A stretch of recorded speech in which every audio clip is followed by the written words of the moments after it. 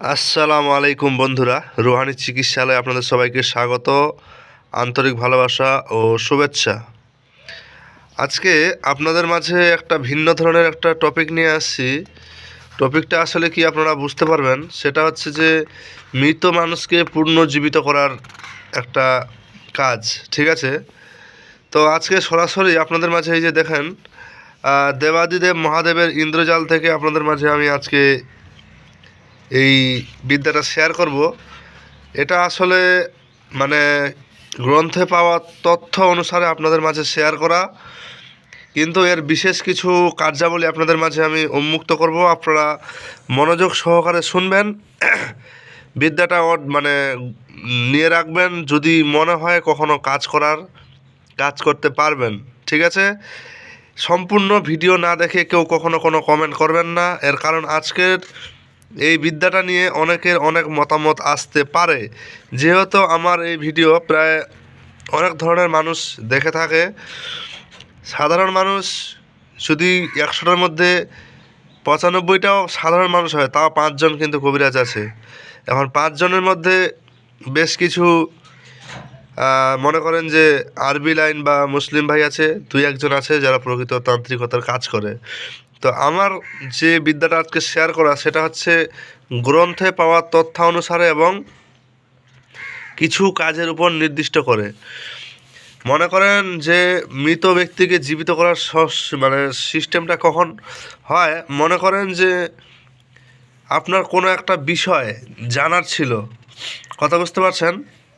আচ্ছা, তার আগে একটা কথা বলে দেই, এই বিষয়ে পরিপূর্ণ জ্ঞান বা বিদ্যা অর্জন না করে কেউ কখনো এই কাজ অন্তত করতে যাবেন না। আপনারা শিক্ষা অনুসারে শিখে রাখুন, তাতে কোনো সমস্যা নাই, কথা বুঝতে পারছেন? কিন্তু আপনারা পরিপূর্ণ কাজ না শিখে কেউ কিন্তু কোনোভাবে এই কাজ করতে যাবেন না।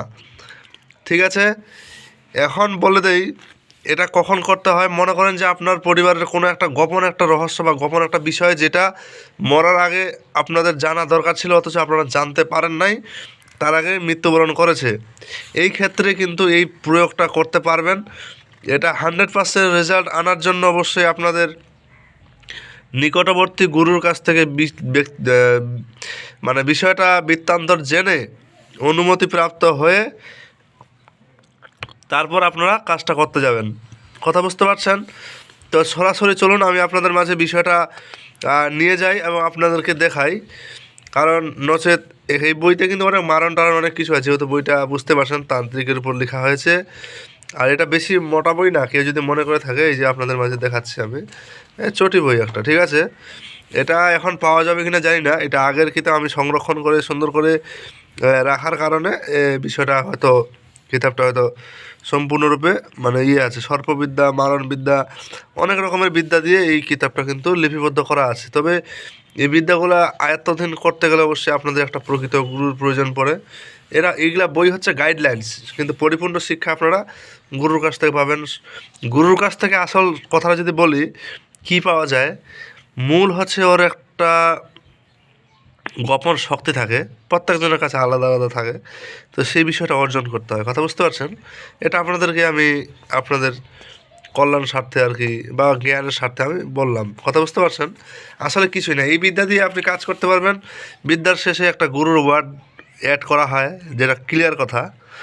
ঠিক আছে, যেমন আমরা ইসলামিক মন্ত্র পড়ে থাকি, ইন্না ইন্না আতানা কাল কাউসার ফসল্লিল রাব্বিকা ওয়ানহার ইন্না সানিয়াকা। তারপর যদি কাউকে আনতে হয়, তো ওখানে অমুক অমুক ফালান বিনতে ফালানা ফালানা বিন ফালান আলাই হুব্বে, এরকম বলে হো আবতার বলে, তারপর লাস্টে গুরুর দুটো কথা অ্যাড করে দিয়ে ওই সুরার পারপাসে আমরা কাজটা করে থাকি। তো এখানেই সিস্টেম আছে। তো এরকমইভাবে এই যে আপনাদের মাঝে এখন জিনিসটা দেখাচ্ছি, মনোযোগ সহকারে দেখুন, ইনশাআল্লাহ আপনারা কাজটা শিখে রাখুন। আপনাদের সামনে জীবনে কোনো দিনও হয়তো কাজে আসতে পারে। কারণ এই বিদ্যাটা দেওয়ার ইচ্ছা ছিল না, যেহেতু এটা এই যে ভালো করে দেখেন, মৃত মানুষের পূর্ণ জীবন। আমি আগেও বলে দিচ্ছি, এই বিদ্যাটা আপনাদের হাতে তুলে দেওয়ার আগে, এই বিদ্যা কিন্তু কিতাবের বা গ্রন্থে পাওয়া তথ্যানুসারে আপনাদের মাঝে শেয়ার করছি।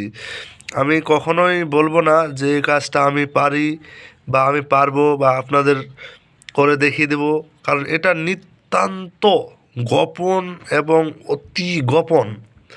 কথা বুঝতে পারছেন? আমি পারলেও কখনো আপনাদের কাছে স্বীকার করব না যে পারি, আর না পারলেও কখনো বলবো না যে পারি না। আমার কথা বুঝতে পারছেন?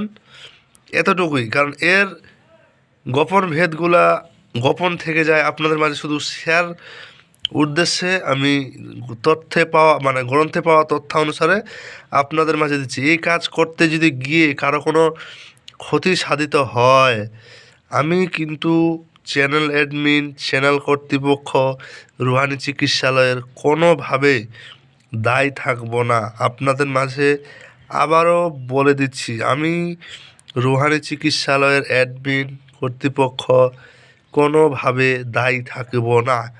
এই বিদ্যা আপনারা একান্তই নিজ দায়িত্বে এবং নিজ গুরুর কি বলবো, নিজ গুরুর এজাজত অনুমতি নিয়ে পরিপূর্ণ কাজ শিখেই আপনারা কাজটা করতে যাবেন, নচেত করতে যাবেন না।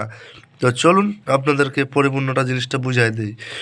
এখানে লেখা আছে, সব মুখে বিন্দু মাত্রং তৈত্তলং নিক্ষিপেদসদি একক একক স ভবেদ জীব নন্যথা মম ভবিষ্যতম।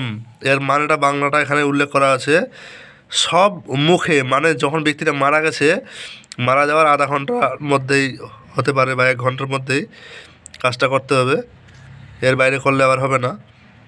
সব মুখে মানে মৃত্যু ব্যক্তির মুখে 1 বিন্দু আকড় ফলের তেল প্রদান করিলে তাৎক্ষণিক সে ব্যক্তি পুনর্জীবিত হবে, কিন্তু অধিকক্ষণ জীবিত থাকে না কিংবা থাকবে না।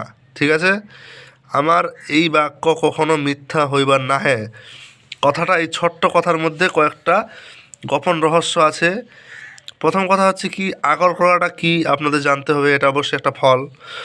আকড় করা ফলটা কেমন, ওই আকড় বলতে আকড় করা না, আকড়, এই ফলটা দেখতে কেমন হয়, এই ফলের তেল কিভাবে বার করতে হয়, কখন তুলতে হয়, কিভাবে জাগাতে হয়, এই সব বিশ্লেষণগুলাই হচ্ছে আসল গোপন রহস্য।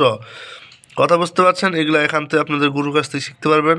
আর এই বিদ্যার জন্য আমাকে কেউ দয়া করে কখনো বলবেন না যে আমাকে শেখানোর কিছু, কারণ এটার বিষয়ে কখনো আমি কারো কাছে মানে কি বলবো, এই বিষয়টা উন্মুক্ত করার আমার সিস্টেমে আমি আনিনি এখনও। তাই আপনারা নিজ দায়িত্বে বাকি বিষয়গুলা সংরক্ষণ বা কার্যকর করার যদি ইচ্ছা থাকে করবেন, নচেত প্রয়োজন নাই। তো ভালো থাকবেন সবাই। আপনাদের জন্য চেষ্টা করলাম কিছু অন্যতম রোমাঞ্চক বিষয় আনার। তো দেখা হচ্ছে আগামী কোনো ভিডিওতে। ভালো থাকবেন সবাই। আল্লাহ হাফেজ।